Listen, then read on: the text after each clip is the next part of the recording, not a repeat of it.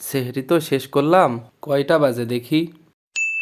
ও, এখনো তো সময় আছে, একটু বিশ্রাম নিয়ে নিই, আজান দিলে নামাজ পড়তে যাবানে। এসে পড়েছি, মালটাকে একটু ঘুম পাড়িয়ে দি। কিরে, তুই নাকি নামাজ পড়তে যাবি? তোর একটু গা টিপে দে, তুই একটু ঘুমা। হাতটা একটু টিপে দেবো, সুন্দর করে আমার দিকে একটু ঘুরতো। এই তো। ও, কি শান্তি! প্রতিদিন যদি এরকম করে মেসেজ করে দিত কি ভালোই না হতো। কালকে নামাজ পড়িস। এই তো ভালো ছেলে, আজকে ঘুমা ঘুমা ঘুমা। ও, একটু মাথাটাও টিপে দে। আরে নামাজ তো কালকেও পড়তে পারবি। খুব আরাম। এই আরামের ঘুম কি আর পাবি? তুই প্রতিদিন আসবি, এসে আমার মেসেজ করে দিয়ে যাবি। এই তো ভালো ছেলে, ঘুমিয়ে যা।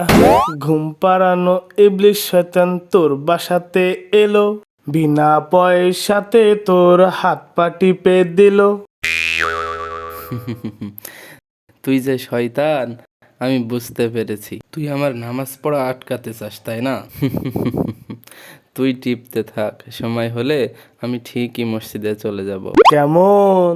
এই, এবার আমার পাটা একটু টিপে দে। এই তো বাচ্চা ধন, এবার লাইনে এসেছে। না ঘুমালে তোকে রক্ত রক্ত করে দেব। ঘুমা, তুই ঘুমা বাচ্চা ধন, ঘুমা। ও, শয়তান দিয়ে গা হাত পা টিপাতে তো বেশ আরামই লাগছে। এবার একটু এই পাশের পাটা টিপে দে তো।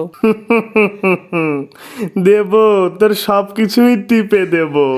তোর পা থেকে মাথা অবধি সারা রাত টিপে দেব, তাও তোর আজকে আমি নামাজ পড়তে জাতি দেব না।